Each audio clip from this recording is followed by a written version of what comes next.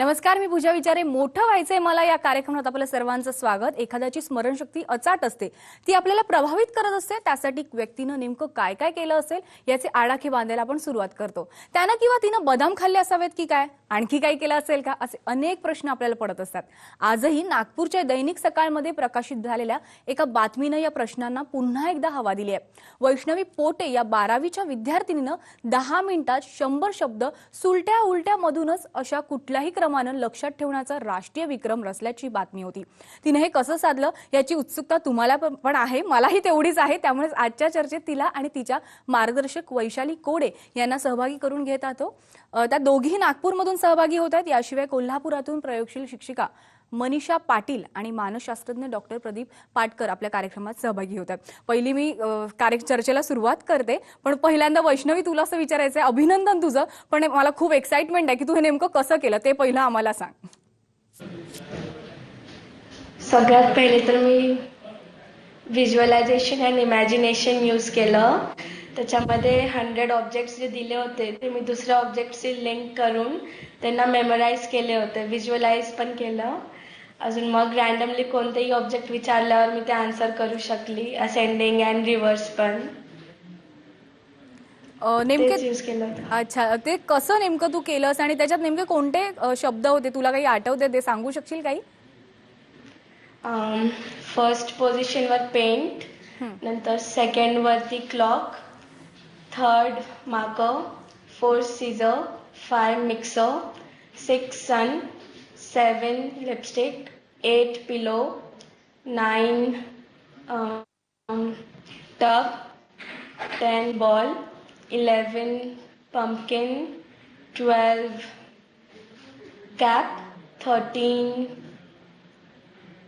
pizza, 14 window, 15 space, 16 star, 17 ice cream, 18 gun, 19 candles, 20 violin. छान, interesting आहे, खूप मस्त वाटतंय ते ऐकूनही. आणि खरंच अभिनंदन, तू खूप छान असं विक्रम रचलेला आहेस. एक खूप मानाचा तुरा आहे नागपूरच्या ह्याच्यामध्ये. तुला ह्याच्यामध्ये नेमकी कोणाची साथ मिळाली, कोणी कोणी तुला ह्याच्यामध्ये मदत केली?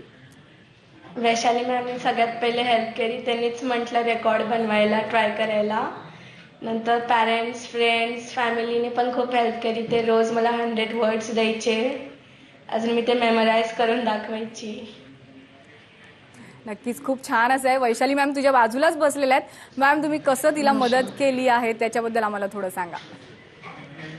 मॅडम, सर्वप्रथम तर मी तुम्हाला हे सांगू इच्छिते की माझे ऑल ओव्हर महाराष्ट्रामध्ये सेमिनार झालेले आहे, प्रत्येक जिल्ह्याच्या प्रत्येक तहसीलमध्ये. वाचलेलं कसं लक्षात ठेवायचं हे माझं काम आहे. तर डायमंड्स मी स्वतःचे तयार केलेले आहेत आणि ते डायमंड्सला लक्षात ठेवण्यासाठी मी नेहमी फोनिक कोडचा वापर करते. त्या फोनिक कोडने आपण 100 शब्द लक्षात ठेवू शकतो स्वतःचे, आणि 100 वरून आपण 1000 पण आपण लक्षात ठेवू शकतो. तर बेसिकली जेव्हा मी वैष्णवी पोटीला शिकवलं, तसं बरेचसे विद्यार्थ्यांना मी इथे शिकवलेलं आहे. तर प्रॅक्टिस जेव्हा चांगली झाली की आता तिने 100 सांगितले, काही दिवसांनी ती 200 पण सांगू शकते. तर हे जे असतं सगळं इमॅजिनेशन आणि व्हिज्युअलायझेशन, आणि हे काही शब्द मी स्वतः तयार केलेले आहे. अच्छा, आपल्याबरोबर मनीषाताई पण आहेत. मनीषाजी, मला तुम्हाला असं विचारायचंय की स्मरणशक्ती वाढावी म्हणून तुम्ही नेमकं कसं तयार करता विद्यार्थ्यांना? एखादा असं विद्यार्थी असो की अभ्यासाला बसलं की त्याचं मन लागत नाही, तो अभ्यास करता करताच मध्येच उठूनही जातो, तर म्हणजे त्याला असं वाटतं की मी जास्त अभ्यास करू शकत नाही. असं प्रत्येक विद्यार्थ्याचं असतं. मग तेव्हा स्मरणशक्ती वाढावी यासाठी तुम्ही कसं नेमकं त्यांना तयार करता विद्यार्थ्यांना? माझं वेद गुरुकुल नावाने एक ब्रेन डेव्हलपमेंट सेंटर आहे. तिथं आम्ही 2 दिवसाचं ट्रेनिंग किंवा 1 दिवसाचं ट्रेनिंग देतो. त्याच्यामध्ये प्रामुख्यानं म्युझिक थेरपी आणि मेडिटेशन, ब्रेन जिम वगैरे ह्या भाग जास्त असतो. ह्याच्यामुळं ब्रेन आपला ॲक्टिवेट होतो. ब्रेन ॲक्टिवेट झाला की रोजच्या प्रॅक्टिसनं तुम्हाला त्या मुलाला ते जमायला लागतं किंवा त्याची स्मरणशक्ती वाढायला सुरुवात होती, कॉन्सन्ट्रेशन वाढायला सुरुवात होते. प्रामुख्याने प्रत्येक मूल हे वेगवेगळं असतं. मग त्याचा रेशो सुद्धा स्मरणशक्ती वाढण्याचा प्रत्येकाचा वेगवेगळा असू शकतो. आता ह्या ज्या मुलीनं सांगितलं हं. ती पेगिंग पद्धत किंवा खुंटी पद्धत असंही त्याला म्हटलं जातं. अच्छा. मग त्या पद्धतीनं आपण विचित्र पद्धतीने थिंकिंग करून किंवा इमॅजिनेशन करून आपण 100 पर्यंत सुद्धा 200 पर्यंत सुद्धा शब्द लक्षात ठेवू शकतो. नक्कीच आपल्यावर प्रदीप सर पण आहेत. प्रदीप सर, मला तुम्हाला असं विचारायचं आहे की एक पाटी आणि दोन पाटी हे मेंदूच्या रचनेचे भाग आहेत का? हे आपण एक 2 शब्द दिलेले आहेत, पण प्रत्यक्षात आपण जरा ते स्मृती किंवा मेमरी म्हणजे नेमकं काय हे जरा लक्षात घेऊ आणि मग आपण एक पाटी 2 पाटी समजू शकू. मेमरी एक ॲक्च्युली बोधनात्मक प्रक्रिया आहे. याचा अर्थ तुमच्या न्यूरल टिश्यूमध्ये आणि तुमच्या न्यूरोकेमिकल्समध्ये एक आपण ज्याला जैवरासायनिक प्रक्रिया म्हणतो तशी घडत असते. ती तात्कालिक असेल तर मेमरी अतिशय शॉर्ट असेल, ती थोडीफार मेहनत केली असेल तर त्याच्यावर तर ती थोडीशी शॉर्ट टर्म मेमरी आपण म्हणतो तसं होईल. आणि ती प्रचंड मेहनतपूर्वक काही करायला लागलो आपण आणि उजळणी नीट केली, तपशीलवार उजळणी केली, व्यवस्थित उजळणी केली तर ती स्मृती परमनंट या गोष्टीकडे जाते. आता याच्यातलं जी आपण सेन्सरी मेमरी म्हणूया ती अतिशय छोटीशी असते. म्हणजे विजेचा लखलखाट झाला तर आपल्याला अगदी थोडा काळ तो लक्षात राहतो. गडगडाट झाला पटकन लक्षात राहतं आणि ते निघून जातं. 1 ते 4 सेकंदात ते निघून जातं.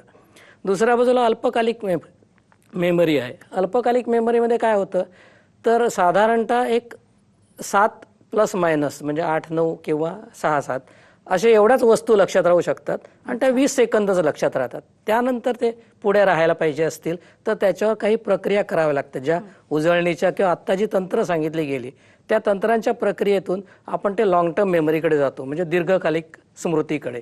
आणि दीर्घकालिक स्मृती ही नीट तपशीलवार व्यवस्थित उजळणी करत राहिलं तर ती परमनंट मेमरीमध्ये जाऊ शकते.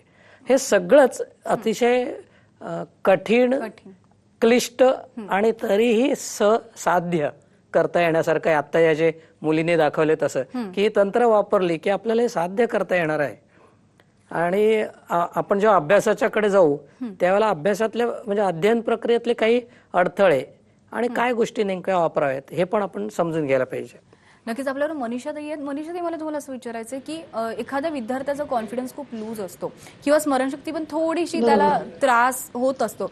मग अशा विद्यार्थ्यांसाठी त्यांचा आत्मविश्वास वाढवण्यासाठी आणि स्मरणशक्ती वाढवण्यासाठी कोणत्या अशा स्पर्धेचं वगैरे आयोजन करू शकतो का जेणेकरून त्यांचा आत्मविश्वासही वाढेल आणि स्मरणशक्तीमध्ये पण थोडी भर पडेल? हो, वाढू शकेल, घेऊ शकतो आपण. अशा कोणत्या स्पर्धा आपण त्या घेऊ शकतो की म्हणजे जेणेकरून त्यांचा आत्मविश्वास वाढेल, की अशा कोणत्या स्पर्धेचं आयोजन करता येतं? आता स्पर्धा घ्यायच्या झाल्या तर आपल्याला गावांची नावं, फोन नंबर्स किंवा असे जे शब्दिक ज्या गोष्टी असतात, जे शब्दातून आपण व्यक्त करतो किंवा शब्द लक्षात ठेवण्याची जी पद्धती आहेत त्या स्टेप बाय स्टेप जर आपण ठेवत गेलो किंवा त्याचा एखाद्या विशिष्ट पद्धतीला किंवा विशिष्ट प्रसंगाला ते जोडलं तर आपल्या ते लक्षात राहतं. आता एखादी जर गोष्ट आपण एखादं ठिकाण लक्षात ठेवायचं असेल तर आपण तिथला त्या बाजूचा एखादा स्पेशल लँडमार्क लक्षात ठेवतो आणि त्यानुसार ते नाव लक्षात ठेवतो. अशा पद्धतीनं विशिष्ट टप्प्याटप्प्यानं आपली मेमरी वाढू शकते आणि हळूहळू या गोष्टीचा प्रयत्न केला की मुलांचा कॉन्फिडन्स वाढू लागतो. नक्कीच वैष्णवी पण आपल्यासोबत आहे. वैष्णवी, असं काही असतं का मी करू शकते किंवा मी करेनच अशा प्रकारचा विद्यार्थ्यांमध्ये आत्मविश्वास असतो, त्यावेळी जेव्हा तू विक्रम करत होतीस तेव्हा तुझा विश्वास कसा होता, आत्मविश्वास तू कसा दाखवलास? सगळ्यात पहिले तर जेव्हा इव्हेंट होता तेव्हा माझी तब्येत बिलकुल छान नव्हती. अच्छा. तर मधात मला असं 1 सेकंडसाठी वाटलं की मी नाही करू शकणार. मी स्टेप बॅक घेण्याचं थिंक केलं होतं तरी पण मी नाही म्हटलं तू करू शकते वैष्णवी, आता इथपर्यंत आली आहे समोर तर करायला पाहिजे. Just give a chance and see what will happen. तर मी केलं एकदा फायनली, अजून मग रिझल्ट आलं. That was proud moment for me. नक्कीच आपल्याला पाटकर सर पण आहेत. आत्मविश्वास राहायला पाहिजे. बरोबर. पाटकर सर आहात. सर, मला तुम्हाला एक असा महत्वाचा असा प्रश्न विचारायचा, स्मरणशक्ती म्हणजे नेमकं काय? आपण त्याच गोष्टी मगाशी जरा पाहत होतो की ह्या 3 प्रकार मी सांगितले. त्याच्यातले काही फक्त अनुभवावर आधारित आहेत आणि काही अनुभवांचा अर्थ लावण्यावर आधारित आहेत. म्हणजे मी नुसती गोकमपट्टी करतो तेव्हा ती शॉर्ट टर्म मेमरी असते, ती थोड्या काळातच ती निघून जाणार असते. पण जेव्हा मी त्या अभ्यासाचा अर्थ लावतो पूर्णपणे आणि तो अर्थ केवळ त्या विषयाशी नव्हे तर माझ्या जीवनाशी, माझ्या आजूबाजूला घडणाऱ्या संबंधित घटनांशी जेव्हा मी त्या विषयाचा अर्थ लावतो, म्हणजे गणित नुसतं गोकमपट्टी करून मला येतं आणि दुसऱ्या बाजूला गणिताचा माझ्या आयुष्यात काय नेमका रोल आहे, अशा भूमिका समजून घेतल्या तर ती मेमरी जास्त स्ट्रॉंग होत असते. आपल्याकडे सर्वसाधारणतः घोकमपट्टीवर किंवा क्रॅमिंगवर भर दिला जातो. म्हणजे आजच्या रात्री 5 तास मी अभ्यास करेन आणि विषय संपवेन. दुसऱ्या बाजूला एक डिस्ट्रीब्युटेड प्रॅक्टिस आपण म्हणतो, म्हणजे रोज तो विषय 1 तास घेईन मी आणि अशा 5 रात्री घालवीन, तर त्याच्यात जास्त चान्सेस असतात की तुमचा विषय जास्त लक्षात राहील. मग अशी टेक्निक्स सांगितली, त्या टेक्निक्समध्ये काही काही गोष्टी आहेत. म्हणजे शब्द गुरु किल्ली तंत्र आहे. उदाहरणार्थ आम्हाला क्रेनियल नर्व्स पाठ करायचे असायचे, ते on the occasion of party time attractive faces are greatly valued. आता हे जे मी वाक्य सांगतोय हे साधारण 1976 मध्ये शिकलेलं वाक्य आहे. ते आत्ता सुद्धा पटकन मला सांगता येतं आणि त्याच्यावर क्रेनियल नर्व्स सांगता येतात. हे एक टेक्निक झालं. दुसऱ्या बाजूला आपण आपल्या अभ्यासाचा एक मॅप तयार करावा लागतो, सापशिडीसारखा करावा, म्हणजे त्यातल्या अडथळे पण आणि शिड्या पण कळतील. पण आपल्याला कुठून कुठे जायचंय याचा एक चार्ट आपल्यापाशी पाहिजे, एक मॅप आपल्यापाशी पाहिजे, त्याच्या डिटेल्स पाहिजेत, त्याची नीट एक रूपरेखा असायला हवी. दुसऱ्या बाजूला रिव्हिजन टेक्निक्सचा विचार केला पाहिजे. युजली तुम्ही जे वाचाल ते 48 ते 72 तासात निघून जायला सुरुवात होते. 7 दिवसांनी पत्ताच लागत नाही की आपण काही वाचलंय का, आणि 1 महिन्याने आपण बघायला गेलो तर काहीच कळत नाही. म्हणजे रिव्हिजन सुद्धा डिटेल आणि रॅपिड या 2 ज्या टेक्निक्स आहेत ते टेक्निक्स तुम्हाला 48 तासात, 7 दिवसांनी, 30 दिवसांनी असं करत राहावं लागतं. नंतर त्याने आणखी एक SQ मेथड सांगितली, SQ4R ची. म्हणजे साधारण तुम्ही सर्वे करा काय आहे अभ्यास करायचा आहे तो, त्याच्यानंतर त्याच्यावर क्वेश्चन करा की हे मी का वाचणार आहे, काय मला नेमकं माहीत करून घ्यायचं आहे. त्यानंतर मी त्याची एक रीडिंग करीन, प्रायमरी रीडिंग. मग त्यानंतर रिफ्लेक्शन करीन की हे काय नेमकं मी वाचलंय आता मी समजून घेतोय. त्यानंतर माझ्या मित्राकडे किंवा माझ्या स्वतःशीच त्याची उजळणी करीन आणि त्यानंतर चौथं मी पुन्हा एकदा रिव्ह्यू घेईन की मी काय अभ्यास केला. तर या मेथड्स आपण वापरल्या तर आपला अभ्यास जास्त छान राहतो आणि दीर्घकालिक मेमरीमध्ये ते ज्ञान जातं. नक्कीच आपल्याबरोबर वैशाली मॅम आहेत. वैशाली मॅम, तुम्हाला मला विचारायचंय की एखादा मोठा अक्षरांचा समूह आहे आणि त्या समूहामधून विविध शब्द जेव्हा आपण करायला शिकतो तेव्हा ते शब्द विचार करायला लावतात, की तो समूह अक्षरांचा विचार करायला लावतो. त्यामुळे पण स्मरणशक्तीमध्ये भर पडते का चांगल्या याची? बिलकुल मॅडम, कारण की कसं आहे, आपला समूह जर म्हटलं तर म्हणजे आपण एक पॅराग्राफचीच एक गोष्ट करू की एक मोठा पॅराग्राफ विद्यार्थ्यांना आहे आणि त्याच्यामध्ये काही कठीण शब्द आहे. तर ते कठीण शब्द जे असतात कधी कधी मुलांना ते लक्षात ठेवण्याला खूप हे असतात. तर अशा वेळेस आम्ही काय करतो, त्या शब्दाला आधी मिनिंग समजून सांगतो आणि मिनिंग समजून घेतल्यानंतर तो रायमिंगमध्ये किंवा कशामध्ये बसत असेल तर त्याला प्लेस करून त्याला आठवण्याचा आम्ही प्रयत्न. जसं आता आम्हाला जर एखादं उदाहरण घ्यायचं असलं तर आता मेट्रोलॉजी हा एक शब्द आहे. आता त्याला मेट्रो लक्षात नाही राहत तर त्याला सांगावं लागते मेट्रो म्हणजे काय बेटा, ती रेल्वे गाडी आहे. पण ह्या मेट्रोचा त्याच्याशी संपर्क नाही आहे. आपल्याला तो शब्द लक्षात पाहिजे पण आपल्याला त्याचं मिनिंग कळलं पाहिजे. तर या पद्धतीने आपण ते शब्द घेत असतो. जनरली काय असतं मॅडम की 4 ते 5 टेक्निक आम्ही शिकवतो. त्यातलं सगळ्यात पहिली जी मेथड असते त्याला म्हणतो आपण लिंकिंग मेथड. एकाला एक असं जॉईन करून त्याला लिंक करता करता करता आणायचं. दुसरं जे असतं ते फोटोग्राफिक आणि स्टोरी असतं. तर एका जसं आता फॉर एक्झाम्पल मी जर एका दगडाला इमॅजिन केलं तर त्या दगडाला इमॅजिन केलं तर त्याच्यावरती तो पॅरेग्राफ कसा बसवायचा, म्हणजे मनाचं तात्पर्य पहिले समजून घ्या तो पॅरेग्राफ. बरोबर. त्यांना समजतं पण त्यांचा प्रॉब्लेम काय की नंतर ते विसरतात. मग त्याला ते व्हिज्युअलाइज कसं करायचं. मग व्हिज्युअलाइज केल्यानंतर ते लोक कमीत कमी 5 ते 6 दिवस तो पॅरेग्राफ विसरत नाही आणि नंतर एकदा त्यांनी रिव्हिजन केली की ते 15 ते 20 दिवस विसरत नाही. म्हणजे सरांनी जे सांगितलं जे दीर्घकालीन लक्षात राहतं हे सरांचं अगदी म्हणणं बरोबर आहे. आणि हा सेकंड मेथड झाली. तिसरी मेथड कोणती येतं मॅडम, ती येतं रेकॉर्डिंग सिस्टीम. रेकॉर्डिंग सिस्टीम म्हणजे कुठलंही एक तुम्ही रेकॉर्ड करा आणि ते कंटिन्यू वाजवा. जसं आता कोणाला गाणं खूप लवकर लर्न राहतं तो कंटिन्यू ते गाणं वाजवत राहतं. आपल्याला लिहून करावं नाही लागत, ते गाणं ऐकण्याने लर्न होऊन जातं. त्याला रेकॉर्डिंग सिस्टीम म्हणतात. एक दुसरं जे आहे ते आहे कार्ड सिस्टीम. आपल्याला लक्षात नाही राहत, एका कार्डवर लिहून ठेवा, आपण खाली बसलो वाचत जा. पण ह्या सगळ्या ज्या गोष्टी मी तुम्हाला सांगितल्या त्यातली जी सेकंड मेथड मी तुम्हाला सांगितलंय, इमॅजिनेशन आणि व्हिज्युअलायझेशन, त्यांनी तुम्ही कमीत कमी 100 लाईनचे पॅरेग्राफ सुद्धा लक्षात ठेवू शकता.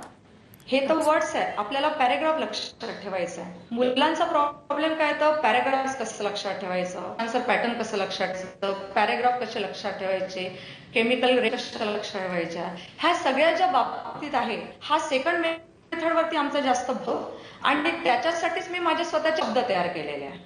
अच्छा, आणि याच्यावरती बेसिस आहे. नक्कीच आपल्यावर मनीषाताई पण आहेत. मनीषाताई, एखाद्या विद्यार्थ्याचा स्मरणशक्तीचा थोडा प्रॉब्लेम असतो, किंवा असं मी ऐकलंय की सगळ्यांची स्मरणशक्ती सेम असते, पण एखादा तल्लख असतो तर एखादा खूप मंद असतो किंवा खूप हुशारही असतो. मग अशा वेळी एखाद्या विद्यार्थ्याने किंवा स्मरणशक्ती ज्याला थोडी कमी आहे, यावेळी विद्यार्थ्यांनी दैनंदिन जे आपण होतं दिवसभरात ते लिहून ठेवलं तर त्याचा काही उपयोग त्या विद्यार्थ्याला होऊ शकतो का? हा, होऊ शकतो. त्याचा थोडाफार उपयोग होऊ शकतो. पण प्रत्येक मुलाची एक लक्षात ठेवण्याची पद्धत वेगवेगळी असते.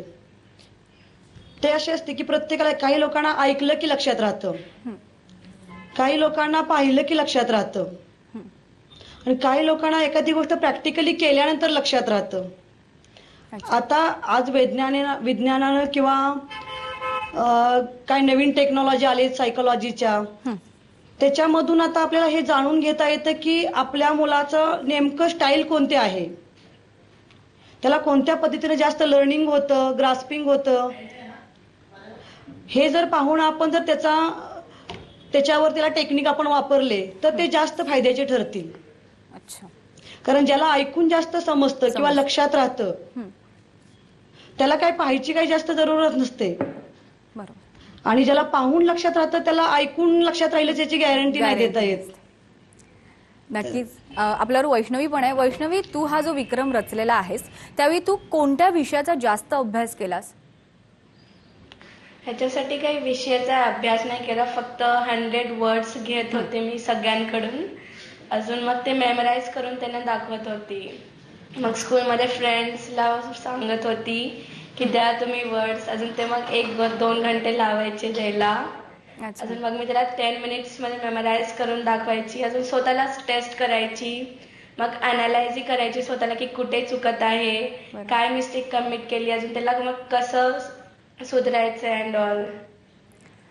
नक्कीच. मला हा प्रश्न पाटकर सरांना पण विचारायचा. पाटकर सर, एखाद्या वेळी स्मरणशक्तीचा जेव्हा अडथळे येतात तेव्हा कोणत्या विद्यार्थ्यांनी त्यावेळी कोणत्या विषयाचा अभ्यास करावा? नेमकं असं स्पेसिफिक काही विषय आहेत का, की विद्यार्थ्यांनी स्वतःहून वेगळा जनरल नॉलेज वगैरे असं काही, गणित असा काही अभ्यास करावा लागतो का? बहुतेक सगळ्या विषयांमध्ये तुम्हाला सप्लिमेंटल रिडिंग, आजूबाजूचे सगळं जे रिडिंग आहे, म्हणजे उदाहरणार्थ एक टेक्स्टबुक आपण वापरतो तर त्याच्यावर आपण जर्नल्स वाचली पाहिजेत, त्याच्यावर अपडेटेड इन्फॉर्मेशन वाचली पाहिजेत, त्याच्याशी रिलेटेड ज्या घटना घडतायत आजूबाजूला त्याच्यातून प्रत्येकातून आपण हे ॲप्लिकेशन केलं पाहिजे की ही मेमरी वापरली गेली का तिकडे. उदाहरणार्थ आता मी असं फेडरर नडालच्या मॅचेस पाहतो तर माझ्या असं लक्षात येतं की तिथे फेडरर आणि नडाल विचार करत असतील असं नाही, उलट त्यांचं अंगभूत कौशल्य ज्याला आपण म्हटलं ती एक प्रकारची टिश्यू मेमरी आहे. ती मेमरी रिपिटेशन करून इतकी नीट बसलेली आहे की सिच्युएशन आली की त्यांचे टिश्यूज विचार करतात ब्रेन आणि माइंड विचार करण्यापेक्षा, आणि इतक्या फास्ट त्या घटना घडून जातात. म्हणजे त्याचा अर्थ काही गोष्टी नुसत्या रिव्हिजनने आपल्याला जमतील. एखादा विषय कंटाळवाणा असेल तर तो तुम्हाला जमणं कठीण आहे, पण त्या विषयामध्ये किंवा प्रत्येक विषयामध्ये काही ना काहीतरी इंटरेस्टिंग असतं. त्या इंटरेस्टिंग भागाकडे अगोदर जा, ते आत्मसात करा, कॉन्फिडन्स वाढेल, आणि त्यानंतर पुढच्या गोष्टी.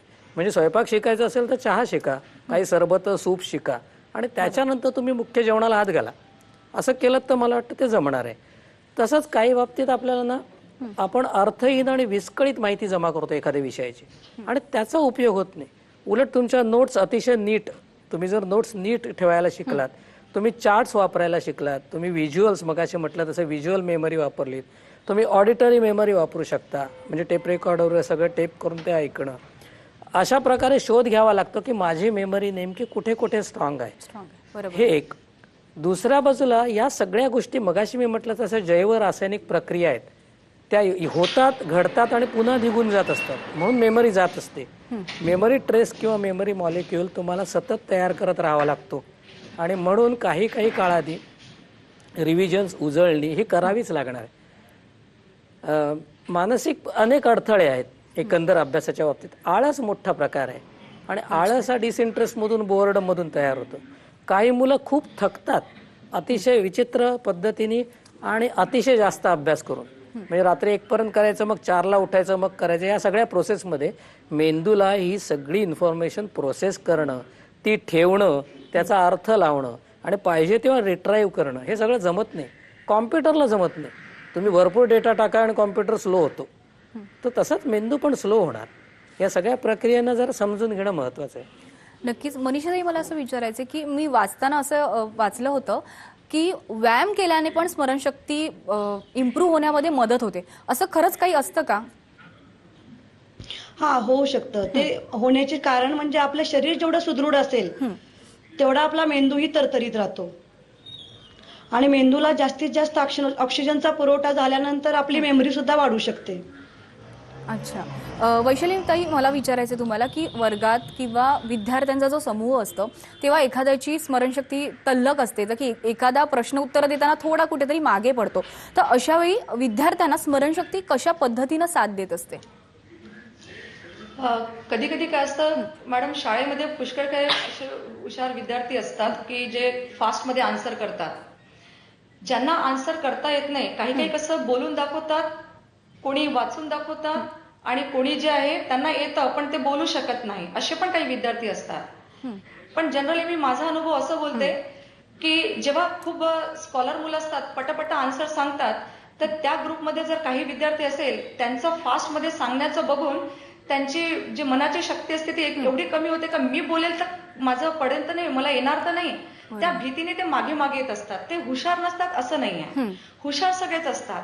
मग हे विद्यार्थ्यांना काय करावं लागतं आम्हाला अशा वेळेस, की त्यांना जास्त वेळ लक्षात ठेवणं आणि फास्ट कसं लक्षात ठेवणं, याच्यासाठी मग आम्ही त्यांना असं ट्रेनिंग देतो जेणेकरून ते त्यांच्यापर्यंत पोहोचतील. पण जरुरी नाही, प्रत्येकाची बुद्धी क्षमता जी असते ती, असं नाही म्हणत मी की एकदम फास्ट राहील, कोणाची स्लो, पण ते कुठे ना कुठे एकमेकांना कॅच करत राहतात, कमी मागे पण करतात. पण ते डिपेंड करतात. आता बरोबर आहे, कोणी कधी कधी मुलं कसं शिकलेली असतात, टेक्निक शिकले, पण त्याचा वापर नाही करत.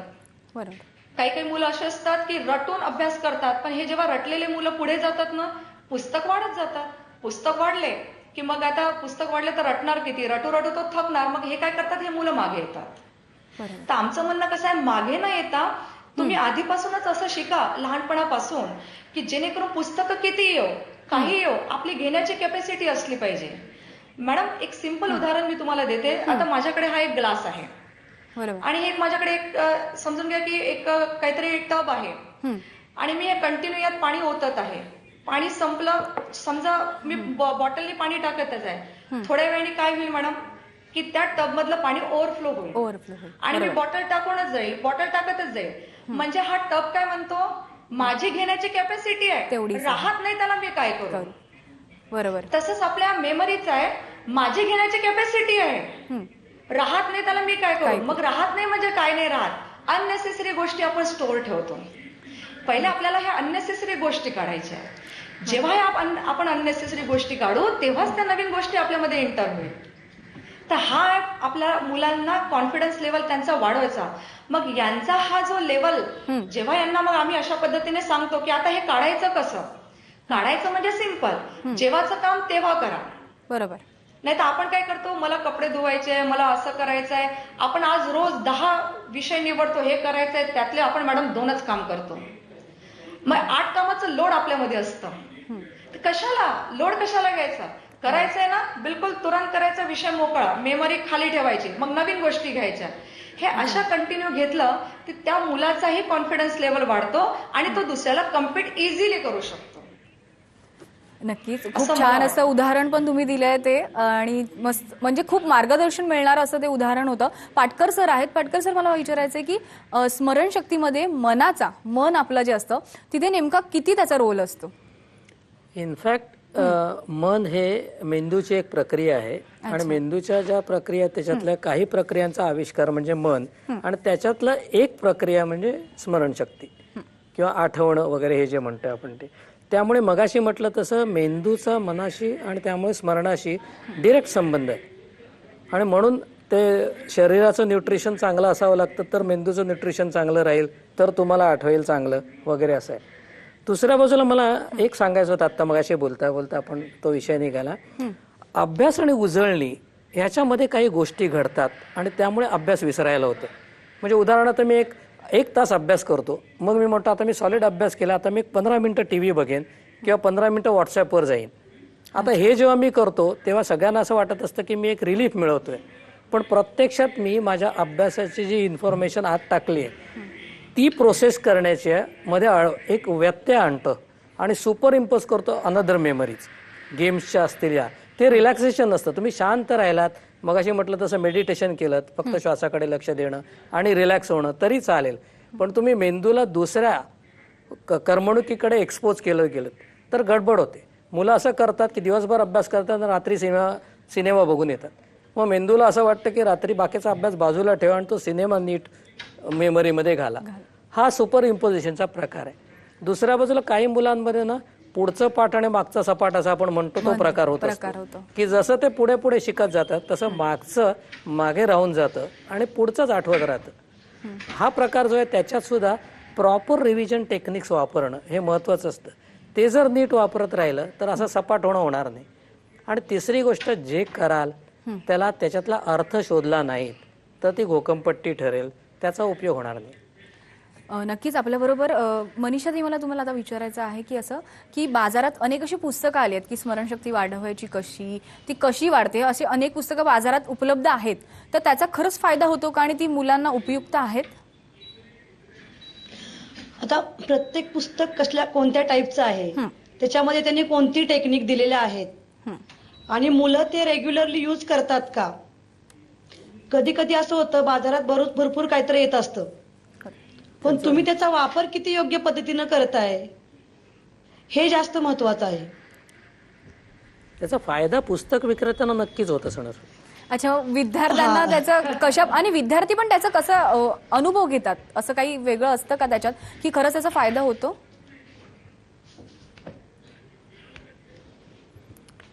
शेवटी या सगळ्या ना ज्या गोष्टी आहेत ती वेगवेगळी टेक्निक्स शास्त्रज्ञांनी शोधलेली आहेत आणि प्रत्येक जण ती आपले समोर आणून ते मांडतो आहे.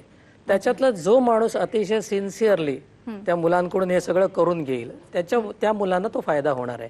आणि नुसतं वाचून हे सगळं येत नाही, कारण ती तुमची रिव्हिजन सुद्धा बघणारा कोणीतरी मार्गदर्शक लागतो, शिक्षक लागतो. तसंच तो पुस्तकांचा विषय आला, तसंच पाटकर सर तुम्हाला असं विचारते, औषधं पण अशी खूप आहेत, कॅप्सूल्स आहेत किंवा प्रोटीन शेक वगैरे असं येतं, ते त्याचा पण असं काय IQ म्हणजे आपल्या स्मरणशक्तीवर फरक पडतो विद्यार्थ्यांना? ते जरा समजून घ्यायला पाहिजे. म्हणजे त्या जाहिरातींवर जाऊ नका. मेमरी वाढवणारा, इंटेलिजन्स वाढवणारे अशी औषधं अजून नाही आलेली. पण दुसऱ्या बाजूला अटेन्शन, रिटेन्शन आणि रिकॉल या 3 ज्या मेथड्स होत असतात, यामध्ये अटेन्शन डेफिसिट होत असेल तर त्याच्यासाठी काही औषधं उपलब्ध आहेत. रिटेन्शनमध्ये मेंदूच्या अकार्यक्षमतेमुळे काही गोष्टी होत असतील तर त्या नीट करता येतात. काही प्रकारचे आजार असतात, काही प्रकारचे डेव्हलपमेंटल डिलेज असतात. या ठिकाणी ट्रीटमेंटचा फायदा त्या डिलेज न होतो आणि तिथून कुठेतरी मग तुम्हाला अध्ययनासाठीचा फायदा होतो. म्हणजे अध्ययनातल्या अडथळ्यांमध्ये जशी टेक्निक्स आहेत, जसे काउन्सिलिंग आहे, जसं हे मार्गदर्शन आहे या शिक्षकांचं, तसंच एका बाजूला तो जो दोष असेल, तो जर मेंदूचा दोष असेल तर तो नीट करण्यासाठी औषधं आहेत.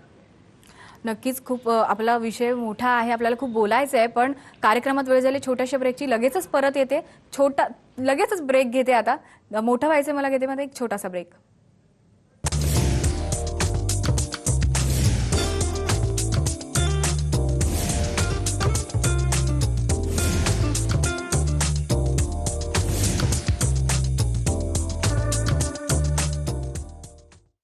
ब्रेक नंतर मोठं व्हायचंय मला यामध्ये कार्यक्रमात आपल्या सर्वांचं पुन्हा एकदा स्वागत. वैष्णवी आहे आपल्यासोबत. वैष्णवी, मला तुला असं विचारते, तू जो आता विक्रम रचलेला आहेस त्या टेक्निक्सचा तू दुसऱ्या विषयात कशा प्रकारचा वापर करतेस नेमका? जे टेक्निक्स मी यूज केल्या आहेत त्याला मी डेट्स लक्षात ठेवण्यासाठी यूज करू शकते. जसं की आता खूप सारे इव्हेंट्सचे डेट्स असतात, इयर्स असतात, ते आरामात आपण लक्षात ठेवू शकतो. मग नंतर चॅप्टर्सचे नावं सिरियल वाईज पण लक्षात ठेवू शकतो. मग पेज नंबर वाईज आपण पूर्ण बुक पण लर्न करू शकतो ह्या मेथडनी. नक्कीच आपल्याला बोल. अजून मग पोएम्स वगैरे आपल्याला लर्न करता येतात रायमिंग स्कीमनी. अजून मॅथ्सचे फॉर्म्युलेज, फिजिक्स केमिस्ट्रीचे सगळे इक्वेशन्स वगैरे पण आरामात लर्न होतात त्या टेक्निक्सनी. नक्कीच वैशालीताई आपल्यासोबत आहेत. वैशालीताई, मला तुम्हाला असं विचारायचं आहे की एखाद्या विद्यार्थ्याने संकल्पशक्ती आपली वाढवली तर ती स्मरणशक्तीमध्ये त्याचा भर पडतो का? डेफिनेटली. जर संकल्पशक्ती जर त्यांनी वाढवली तर डेफिनेटली स्मरणशक्ती वाढणारच आहे. कुठलीही गोष्ट करायचं असेल मॅडम तर ध्येय पाहिजे. बरोबर. जसं आता फॉर एक्झाम्पल जेव्हा मी हिला शिकवलं तर ऍक्च्युली शिकवताना काय झालं की म्हणजे मी माझं थोडंसं सांगून देते की माझी 12 वर्षाची मुलगी आहे आता. अच्छा. तिने भारतीय संविधान लर्न केलेलं आहे. ओके. सगळे रेकॉर्ड्स तिचे झालेले आहे. India book of record, Asia book of record, आता तिचं गिनीज बुक येऊन राहिलेलं आहे. अरे वा. तर 395 आर्टिकल तिला येतात. नंबर विचारलं तर नाव सांगते, नाव विचारलं तर नंबर विथ मिनिंग मिनिंग सांगते. सांगते. तर महाराष्ट्र शासनाने पण तिचा सन्मान झालेला आहे. तर लोकांचं मला नेहमी म्हणणं राहायचं की तुम्ही तुमच्या मुलीला डेव्हलप केलं, विद्यार्थ्यांना सांगा तुम्ही. मग विद्यार्थ्यांना सांगा. तर मी म्हटलं ठीक आहे, मला काही प्रॉब्लेम नाही, मी विद्यार्थ्यांनाही डेव्हलप करते. मग जेव्हा विद्यार्थ्यांना डेव्हलप केलं तेव्हा विद्यार्थ्यांची संकल्पना ही व्हायला लागली की गौरी रेकॉर्ड बनू शकते तर आम्ही का नाही. जेव्हा त्यांनी ते ध्येय माझ्यासमोर मांडलं तर वैष्णवीला मी सुरुवातीला म्हटलं की तू 50च शब्द घे, कारण की तुझी स्टार्टिंग आहे. पण तिने जे बघितलं की तिला यायला लागलं, मी 100 का नाही असा तिचा मला प्रश्न होता. तर मी म्हटलं तुझं 10 मिनिटात होईल का, मला एकदा बघू तर दे. तर तिने मला 10 मिनिटात नाही सांगितलं, 9 मिनिटं 35 सेकंदामध्ये तिने 100 शब्द सांगितले. अरे वा. जेव्हा मला वाटलं की बा व्यवस्थित करू शकते बा, तेव्हा मी म्हटलं की डेफिनेटली तू रेकॉर्ड बनू शकते. मग ती प्रोसेस सुरू झाली. तर म्हणायचं तात्पर्य जसं आता हिने 100 शब्द घेतले, त्याच पद्धतीने माझी एक स्टुडंट आहे जालनाला, तिने अख्खी डिक्शनरीज लर्न केली, 5व्या वर्गात आहे ती. तर मनाचं तात्पर्य मला हे आहे की कोणी पण आज ज्यांनी असं ध्येय पकडलं की मला हे करायचं आहे, मला एक संकल्पना ही केली की मला मेरिट यायचं आहे, मला असं करायचं आहे, मला तसं करायचं आहे, जे पण करायचंय माझं एकच म्हणणं आहे, विद्यार्थ्यांना पालकांना समजून करा. बरोबर. वाचून समजून व्हिज्युअलाइज करा. नुसतं काहीतरी पास व्हायचं आहे आणि मेरिट यायचं आहे अशासाठी नका करू. जर वाचून समजून जर ते मेरिट येत असेल, अव्वल नंबरवर येत असेल तर त्याचा आनंद मला सगळ्यात जास्त होईल की त्याचा रिझल्ट त्यांना पुढे मिळेल. तर ह्या ज्या आहे ह्या स्टुडंट आता हे 2च झाले, आता भरपूर स्टुडंट येतील आणि ते अंडर गायडन्स मध्ये माझ्या याच्या येतात, मॅडम इथे चुकते का, इथे चुकलं तर मी काय करू. मग त्याच्यावरती मी सोल्युशन देते. आणि मला कमीत कमी 8 वर्षाचा सराव आहे आणि 8 वर्षापासून मी कंटिन्यू सेमिनार दिलेले आहे. त्याच्यामुळे त्यांना जिथे डिफिकल्टी आली डेफिनेटली मी तिथे सॉल्व्ह करते. तर आता तर मला कधी कधी असं वाटतं की माझे शिष्य माझ्या पुढे चालले आणि हा एक गुरुला खूप जास्त आनंद होतो.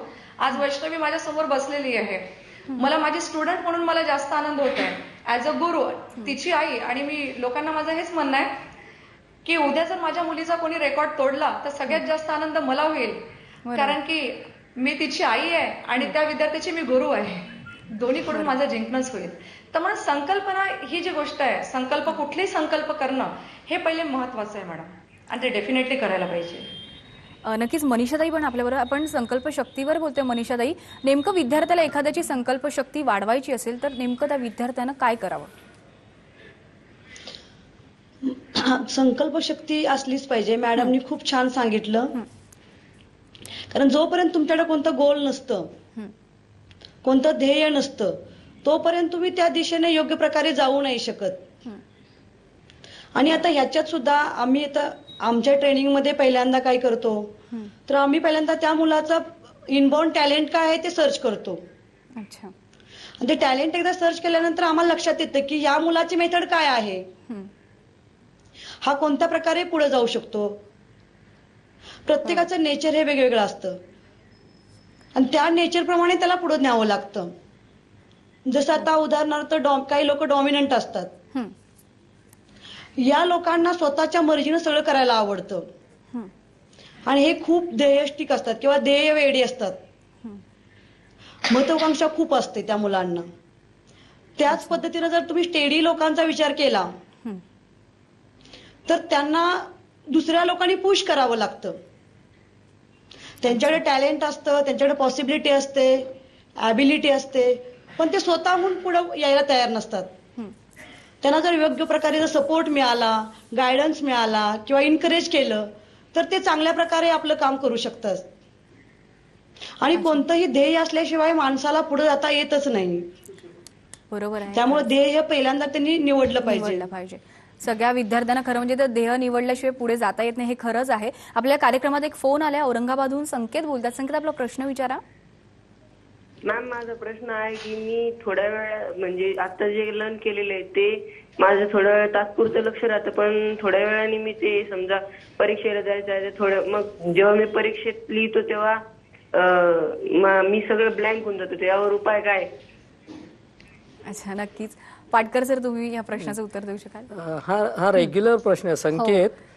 हा प्रश्न फक्त तुझा नाहीये, सगळ्या विद्यार्थ्यांचा असा प्रश्न. हा, विद्यार्थ्यांचा आहे. याचं महत्वाचं कारण आपल्याला एकतर ते उजळणीची तंत्र लक्षात ठेवायला पाहिजेत. मी मगाशी म्हटलं तसं 48 ते 72 तासात बरंचसं वाचलेलं निघून जायला सुरुवात होते. त्यामुळे एक रॅपिड रिडिंग 72 तासात होणं आवश्यक आहे. त्यानंतर 7 दिवसांनी पुन्हा एक रिडिंग करायला, ते पुन्हा रॅपिड रिडिंग कर, आणि त्यानंतर 1 महिन्यानी डिटेल रिडिंग कर. हे 3 मेथड्स वापरल्यास की साधारण पुढचे 3 ते 5 महिने हे नीटच लक्षात राहील. दुसऱ्या बाजूला ब्लँक जो होतं याचं कारण ती भीती आहे मनात, तो एक ताण आहे. ताण वाढला की प्राणी काय माणसं काय 3 गोष्टी करतात. एक तर ती तिथून उठून पळून जातात, किंवा दुसऱ्या बाजूला ते हल्ला करतात त्या संकटावर, आणि तिसऱ्या बाजूला ती फ्रीज होतात, म्हणजे गोठून जातात. तर तसं स्तब्ध होणं, गोठून जाणं, हे याला आपण ब्लँक म्हणतोय. हे ब्लँक होणं स्वाभाविक आहे. याचं महत्त्वाचं कारण तू प्रश्न किंवा प्रश्नपत्रिका समोर येण्या अगोदरच ताण वाढवायला सुरुवात केलेली आहे, आणि त्याच्यात निगेटिव्ह विचार एक आहे की मला हे सगळं येईल की नाही, आजचा पेपर कसा असेल. ह्या गोष्टी जरा बाजूला ठेवाव्यात. आणि मला असं वाटतं की आपली जी तयारी आहे ती अतिशय नीट करण्याकडे लक्ष द्यावं. एफर्ट ओरिएंटेड राहावं आणि रिझल्ट ओरिएंटेड राहू नये. रिझल्ट आपोआप येत असतो. तुमचे आजचे एफर्ट्स म्हणजे उद्याचा रिझल्ट असतो. त्यामुळे तेवढं नीट केलंस, तुझ्या तयारीकडे, पूर्वतयारीकडे नीट पाहिलंस, तर ब्लँक होण्याची गोष्टी होणार नाहीत. दुसऱ्या बाजूला काही टेक्निक्स ब्लँक झालो आपण तर वापरायची असतात, ती शिकून घ्यावीत. ती समुपदेशक शिकवतात. पण साधारणतः प्रोग्रेसिव्ह मस्क्युलर रिलॅक्सेशन टेक्निक आहे. नुसतं डीप ब्रिदिंग केलं, एक 5 ते 10 श्वास घेतलेस तरी तुझा ब्लँकनेस कमी होईल. तिसऱ्या बाजूला जिथे ब्लँक झालास त्याच्याऐवजी बाकीचे जे प्रश्न जमत आहेत ते सोडवायला सुरुवात कर. म्हणजे ती गाडी एकदा सुरू झाली, धक्का बसला आणि ती गाडी सुरू झाली की त्यानंतर पुढचे प्रश्न जेव्हा करत असशील तेव्हा तुला अचानक हे सगळं मागचं आठवायला सुरुवात होईल. तेव्हा त्याबद्दल काही चिंता करायला नको. ब्लँक फक्त व्हायचं झालं तर ते 5 सेकंद, 10 सेकंद, 15 सेकंद ह्याच्या पलीकडे होऊ नये. पटकन दुसऱ्या प्रश्नाकडे तरी वळावं किंवा ही टेक्निक वापरून त्याच्यातून बाहेर पडावं. नक्कीच. आपल्यावर वैष्णवी पण आहे. वैष्णवी, तू जो आता विक्रम रचलेला आहेस, तुझ्या त्या टेक्निक्स आहेत अशा वेगळ्या, त्या तुझ्या मैत्रिणींना तू शेअर करतेस का, आणि त्याचा वापर कशा पद्धतीनं करतात? आता तर स्कूलच आता स्टार्ट झाली आहे, म्हणून आता सगळ्यांना शिकवेल मी टेक्निक्स, मग सगळ्यांना कामात येईल. 12th मध्ये चांगले रिझल्ट्सनी क्रॅक करतील पेपर्स. मग हे जे टेक्निक्स आहेत ते खूप युजफुल आहे. त्याच्याने एवढं आरामात सगळं लर्न होऊन जातं. माझी आता बायोलॉजीची बुक अर्धी वाचून पण झाली आहे टेक्निकनी, पूर्ण चांगल्याने लर्न होऊन जातं. अजून ते पण पेज नंबर वाईज, कोणत्या पेज नंबरवर कोणता टॉपिक येतो तेही सांगू शकतो आम्ही. अरे वा, एवढं चांगल्या पद्धतीने लर्न होतं ते सगळं. नक्कीच, खूप छान असं आहे. पाटकर सर, मला असं विचारायचं, मी एकदा वाचताना असं वाचलंय की इंग्लंडमधली घटना आहे. 50-60 विद्यार्थ्यांचा समूह होता. एका वर्गात त्यांना बसवलं आणि त्यांना प्रश्न सांगितले आणि त्या प्रश्नांची उत्तरं शोधायची होती. पण त्यावेळी त्या विद्यार्थ्यांनी 70 ते 80% विद्यार्थ्यांनी गुगलचा वापर केला. मग ते कॉम्प्युटर आणि आपलं ब्रेन्स याच्यामध्ये नेमका काय फरक आहे असं मला तुम्हाला विचारायचं नेमकं. छान प्रश्न आहे हा. ऍक्च्युली कॉम्प्युटरमध्ये जो तुम्ही डेटा भराल तो डेटा तसा रिलेटिव्हली परमनंट राहतो, तो जात नाही. मेंदू मात्र ते बदलत असतो सारखं. त्याच्या मज्जापेशी आणि मज्जातंतूंच्या जाळ्यांमध्ये ह्या सगळ्या जैव रासायनिक प्रक्रिया बदलत राहतात. त्यामुळे आपण विसरत असतो किंवा त्यामुळे आपण आठवू शकतो. ह्या सगळ्या गोष्टी तिथे होत असतात. दुसऱ्या बाजूला कॉम्प्युटर हा इमोशनल नाही आहे अजून, त्याच्यामुळे भावनिक स्थितीचा त्याच्यावर काही परिणाम होत नाही त्या स्मरणावर. आपल्याला कसं असतं, मगाशी संकेतनी म्हटलं तसं, टेन्शन आलं आणि भीती वाटायला लागली की आपण ब्लँक झालो, तसं कॉम्प्युटर ब्लँक होताना दिसत नाही.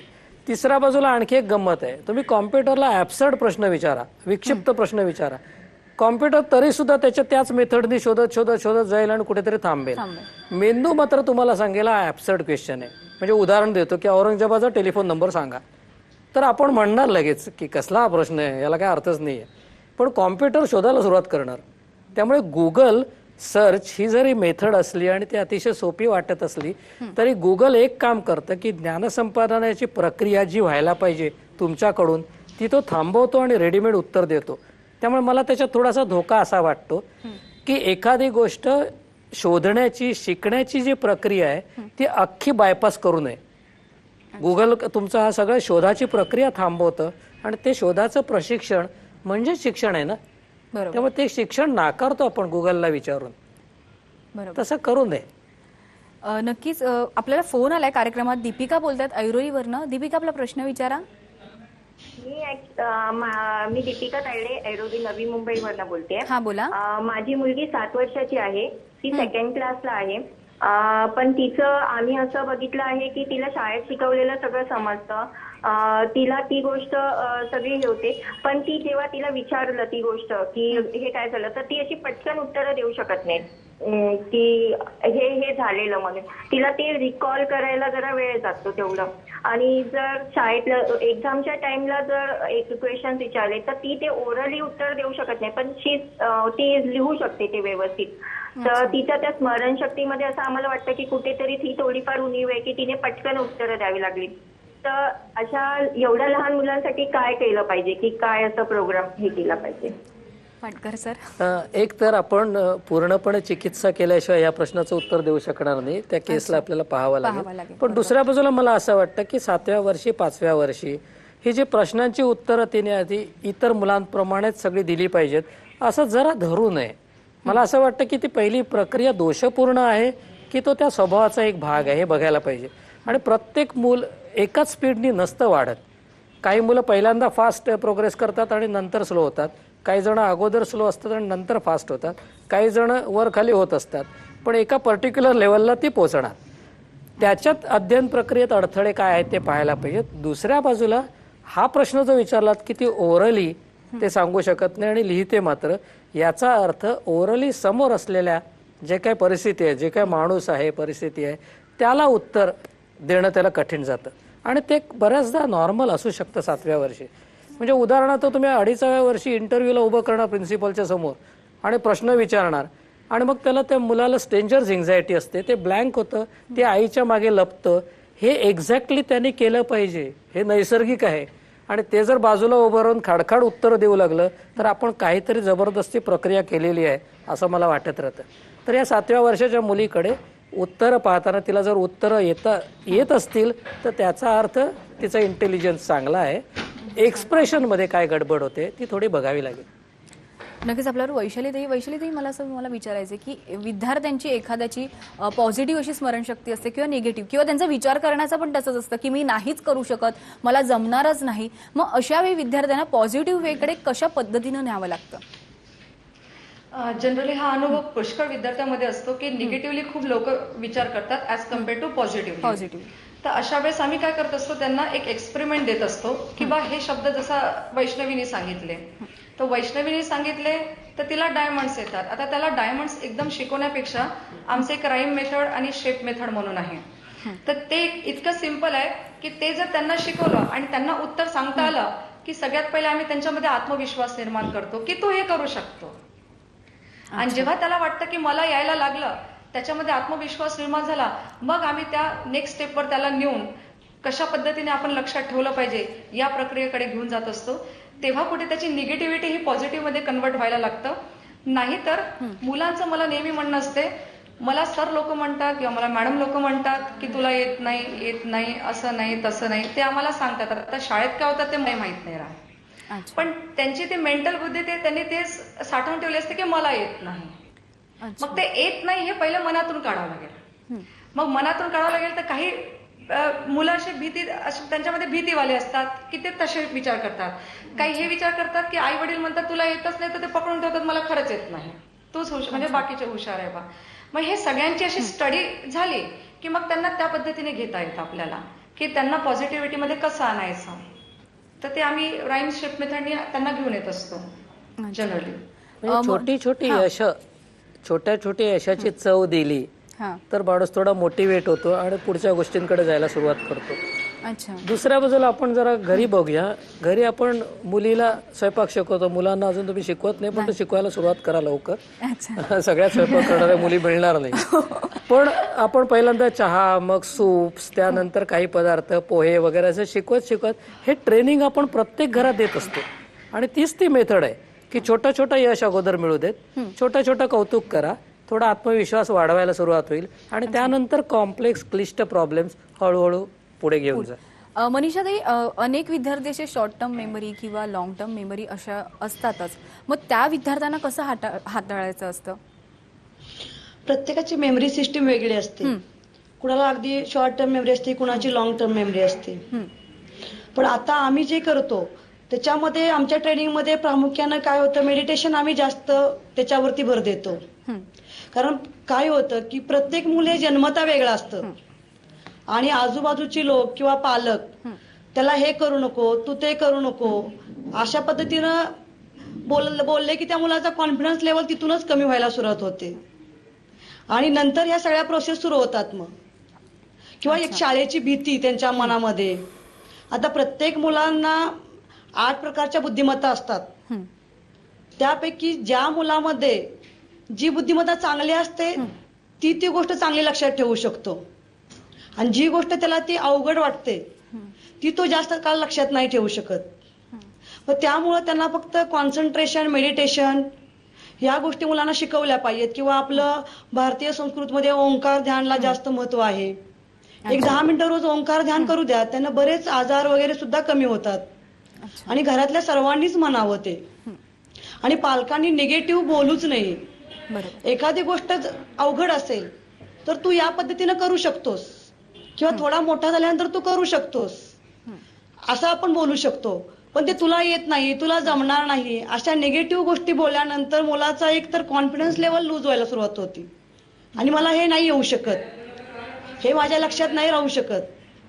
आता एक उदाहरण दिलं, समजा आपण बाहेर मुलांना काय येतं मेडिकलमध्ये किंवा कुठं तुम्ही बाहेर कुठं पाठवलं एखाद्या किराणा स्टोअर्स मध्ये, तर एक 4-5 वस्तू तुम्ही आणायला सांगता, चिठ्ठी लिहून द्यायची नाही त्याची, 4 वस्तू त्याला लक्षात ठेवायला शिकवा.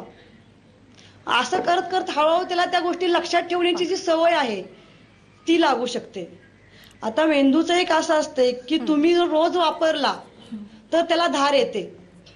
चाकू आणि मेंदू हे दोन्ही जवळजवळ सारख्याच पद्धतीनं काम करतात. फार दिवस जर चाकू घरातला किंवा सुरी वापरली नाही तर ती बोथट होते. तसंच आपल्या मेंदूचं पण आहे किंवा स्मरणशक्तीचं पण आहे. तुम्ही रोज जर त्याचा प्रयत्न केला तर ती तुमची रोज रोज डेव्हलप होऊ शकते.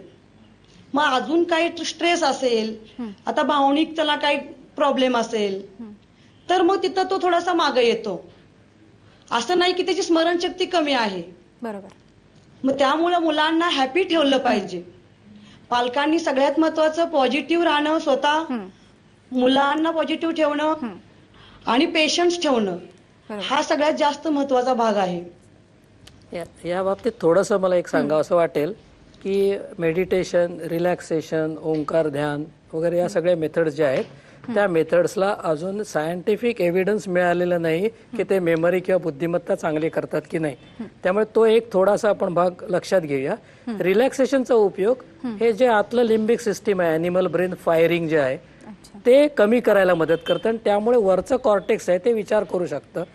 आणि ह्या कॉर्टेक्सचा मेमरीशी खूप संबंध आहे. प्री फ्रंटल कॉर्टेक्स आहे, मिडियल टेम्पोरल लोब आहे, हे जे काही एरियाज आहेत ह्या एरियाचं आणि या मज्जापेशींचं खूप संबंध या गोष्टीशी आहे. त्यांचं अनावश्यक फायरिंग आहे ते थोडंसं कमी करायला या मेथड्स वापरले जातात. कुठल्याही प्रकारचं चॅन्टिंग केलं तरी सुद्धा हा जो रिलॅक्सेशनचा इफेक्ट आहे तो येऊ शकेल, पण त्याचा बुद्धिमत्ता वाढीसाठी उपयोग होतो की नाही याला अजून शास्त्रीय किंवा आधुनिक वैज्ञानाचा आधार मिळालेला नाही. अच्छा, वैशाली मॅम आपण आहेत आपल्याबरोबर. वैशाली मॅम, एखादा विद्यार्थी कॉन्शियस होतो एक्झाम देताना किंवा त्याला टेन्शन येतं, आता मी काय करणार, मला जमणार नाही, मी ब्लँक होणार, अशा वेळी विद्यार्थ्यांनी काय करावं आणि असे विद्यार्थी कितपत कॉन्शियस असतात? जनरली एक्झाम असली की काय असतं की सगळ्यात पहिले त्यांना मनामध्ये एक भीती निर्माण होते की माझा पेपर कसा जाईल. माझं म्हणणं पेपर पाहिलाच नाही तर विचार कशाला करायचा. जेव्हा पेपर हातात येईल त्याच्यानंतर आपण विचार करू. काय असतं की जेव्हा आपण भीती मनात ठेवली आणि ती मनात ठेवून जर आपण बसलो तर ते बसल्यामुळे काय होतं की ते मुलाला येते असेल तरी त्या भीतीने तो की नाही तो लिहायला नाही पाहत. माझं मुलांना हेच म्हणणं आहे, तुला जेवढं येतं ना, तू आता जेवढं प्रिपरेशन केलं वेळेवर तर तू करू शकत नाही. त्याच्यापेक्षा जेवढं येतं ना फ्री माइंडने लिही. काही गरज नाही ताण तणाव आणायची, भीती आणायची. मी पास होईल, नापास होईल, की मला पर्सेंटेज कमी मिळेल, की मला आई वडील काही म्हणेल. बिलकुल टेन्शन घ्यायचं नाही. हा पेपर आहे, हा माझा आन्सर शीट आहे, माझं पेन आहे आणि माझं माइंड आहे. बस याच्यावरती कॉन्सन्ट्रेट करून आपण पेपर लिहायचा. आणि मुलं काय करतात, अभ्यास म्हणजे जेव्हा पेपर देताना मित्रांना तुझा झालाय का रे, त्यांनी म्हटलं माझा झालाय, तर तो आपला विचार करतो माझा तर एवढा झाला झालाय, नाही, हो. होऊ शकते त्याचा पुढच्याचा झालेला नाही. म्हणजे त्याच्या याच्यावरून तो नर्वस होतो. माझं मुलांना म्हणणं काय आहे की तुम्ही नाराज होण्यापेक्षा दुसऱ्यांच्या आनंदातून आपला आनंद बघा. अरे तुझा झालाय का, अरे वा माझाही झालाय, मग हा आपण आनंद शोधायचा. हा नाही निगेटिव्ह विचार नाही करायचा, त्याचा पेपर चांगला जाईल तर माझा कसा जाईल. अरे life sky is open for all, सगळ्यांसाठी जग उघडं आहे. आज पेपर चांगला नाही गेला तर उद्या घे, पण हारायचं नाही, हिंमत हारायची नाही. बिलकुल कॉन्सन्ट्रेशनने पेपर सोडवायचा, इकडे तिकडे बघायचं नाही. जेवढं आलं आणि जे मार्क्स मिळेल प्रामाणिकपणाने मुलगा म्हणतो की बघा मला जितके कमी मिळो किंवा चांगले मिळो पण मी प्रामाणिकपणाने, याचा आनंद जो जास्त असतो. तर हे माझं मुलांना म्हणजे त्यावेळेसची सिच्युएशनचं माझं असं म्हणणं आहे. नक्कीच मनीषाताई आपल्याबरोबर आहेत. मनीषाताई मला असं विचारायचं, स्मरणशक्तीमध्ये मेंदूचा कोणत्या क्षमतेनं वापर केला पाहिजे, की एखादा विद्यार्थी खूप घाबरतो वगैरे परीक्षा देताना किंवा मला नाही जमत, मग त्यावेळी त्या मेंदूचा वापर कशा क्षमतेने करायचा? आता सरांनी मगाशी सांगितलं की ब्रीदिंग, ज्यावेळी घाबरतो माणूस किंवा थोडी एखाद्या गोष्टीची भीती वाटते त्यावेळी त्याला जे येत असतं ते पण तो विसरायला लागतो. मग थोडंसं डीप श्वास घेणं किंवा थोडंसं एक 10 वेळा त्यांनी सांगितलं कमीत कमी 10 वेळा जर तुम्ही डीप श्वास केला किंवा ब्रिदिंग केलं तर तुमचं थोडंसं टेन्शन रिलीज व्हायला मदत होते आणि पुन्हा तुमचा मेंदू ताजातवाना होऊन काम करायला सुरुवात करतो. भीती घेतली की तुम्हाला येत असतात त्या सुद्धा सगळ्या गोष्टी तुम्ही विसरता. अच्छा, नक्कीच. वैशाली, मला तुम्हाला असं विचारायचं आहे की आयक्यू आणि EQ याच्यामध्ये नेमका फरक काय असतो? मॅडम माझं असं म्हणणं आहे, स्मरणशक्ती विकास वाढण्यासाठी मला पुष्कळ लोकांनी हा प्रश्न विचारला, IQ लेवल वाढतं का? आणि आता माझं असं IQ पेक्षा EQ ला जास्त महत्व देतात असं म्हणतात, ते खरंच असं असतं आहे का? मॅडम माझं याच्याविषयी मी तुम्हाला ओपिनियन देत आहे. IQ आणि EQ बद्दल मी थोडंसं तुम्हाला याबद्दल माहिती देते. मला हा प्रश्न नेहमी पॅरेंट्स लोक विचारतात, विद्यार्थी विचारतात की मॅडम याने IQ वाढतो का किंवा EQ वाढतो का? मी त्यांना स्पष्टच सांगते, याने काहीही वाढत नाही. का बरं नाही वाढत त्याचं सांगते मी. कारण की काय असतं की आपण जेही वाचतो किंवा जेही आपल्या स्मरणशक्तीचा आपण विकास करून राहिलो. म्हणजे आज जे वाचत होतो आपण विदाऊट टेक्निक किंवा रटून वाचत होतो, तर जे वाचलेलं आहे, तर फॉर एक्झाम्पल मी तुम्हाला सांगते मॅडम, एक असा मुलगा आहे, समजा फॉर एक्झाम्पल मी वैष्णवीला टेक्निक शिकवलेली आहे. अच्छा. एक मुलगा असा आहे की त्याला मी टेक्निक नाही शिकवलेली आहे.